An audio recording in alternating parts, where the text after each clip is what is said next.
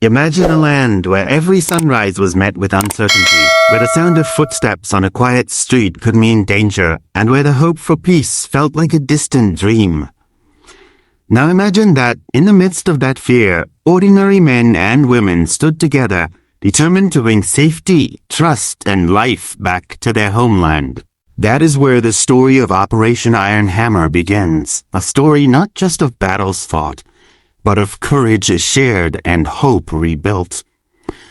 Operation Iron Hammer began on November 5, 2007, unfolding across the northern reaches of Iraq during a tense and pivotal period in the war.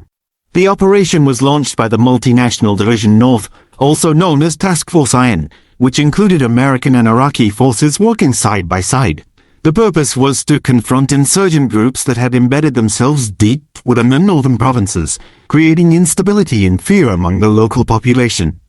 The landscape of the mission stretched across rugged terrain, dry river valleys, and small villages scattered along the Tigris River, where insurgent networks had found both cover and opportunity.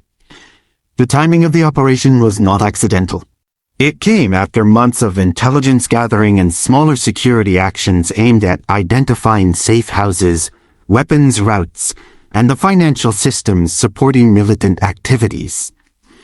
Commanders understood that northern Iraq had become a key passage for insurgent operations, linking cells between Baghdad and Mosul. With this knowledge, Operation Iron Hammer was planned to strike hard and fast, cutting through enemy lines of communication and dismantling supply routes that fed violence throughout the region.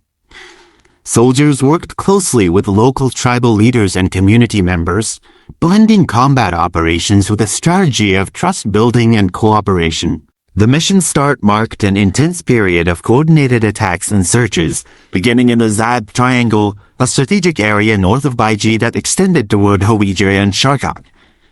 The name Iron Hammer symbolized both the force of the coalition's resolve and the precision of its planning. It was not merely a campaign of military strength, but also a calculated effort to restore stability to a region that had endured years of conflict and fear. The operation's opening days set the tone for what would become one of the Northern Front's most determined counterinsurgency efforts. The main goals of Operation Iron Hammer were shaped by a deep understanding that defeating insurgency required more than just military power. It demanded the restoration of stability, governance, and public trust.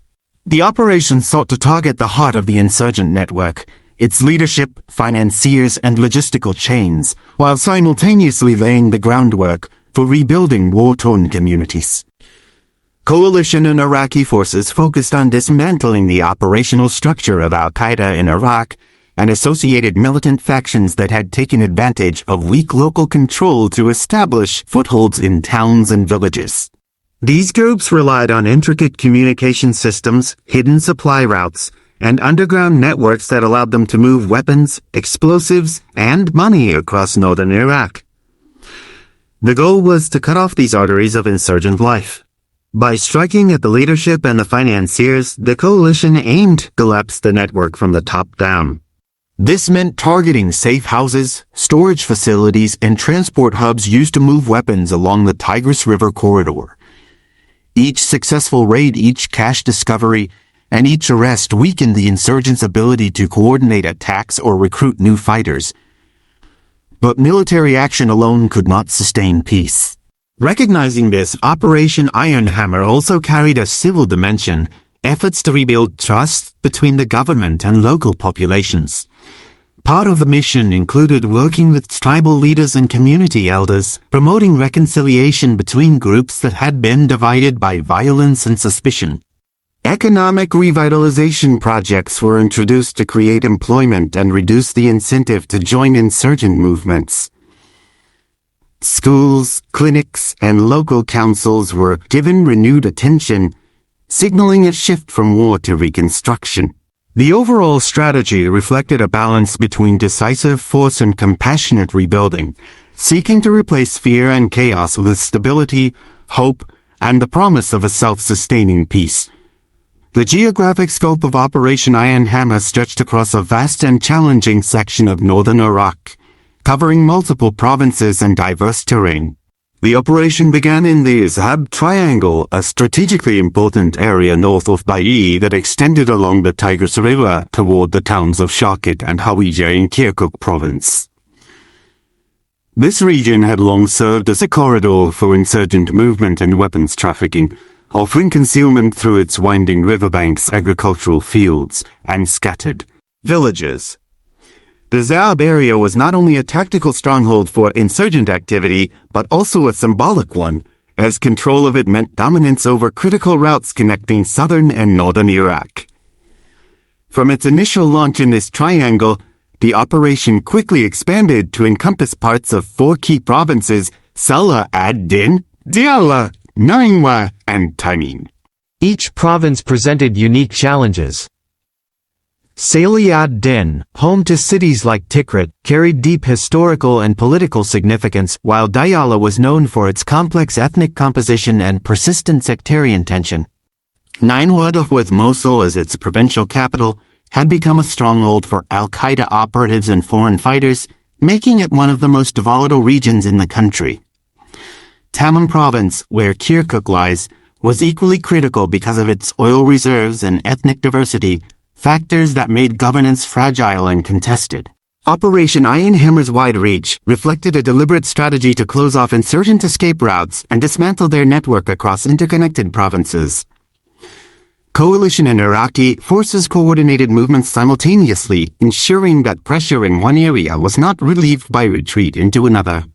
The operation's success depended on both mobility and precision, requiring intelligence-driven raids supported by air surveillance and local cooperation. The broad territorial sweep of the campaign demonstrated the coalition's determination to reclaim northern Iraq from insurgent control and restore regional security.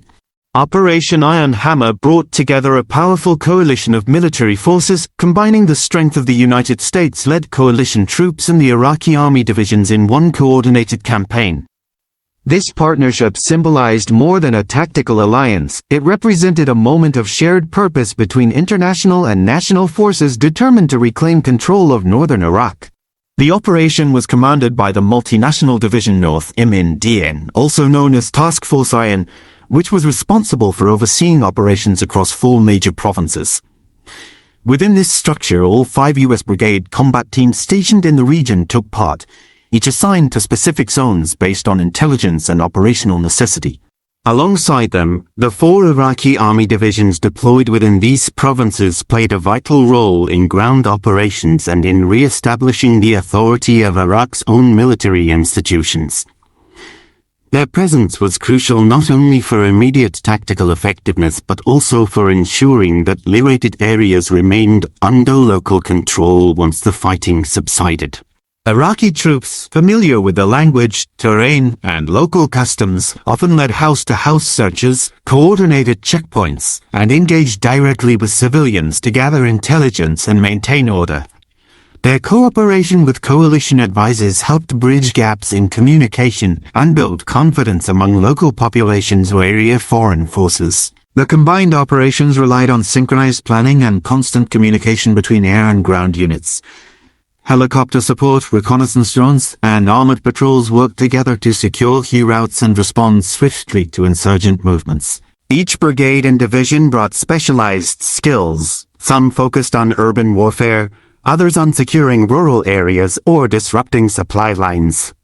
The scale of this collaboration made Operation Iron Hammer one of the most integrated joint missions of the war, showcasing how unity between coalition and Iraqi forces could transform both the battlefield and the broader mission for stability in Iraq.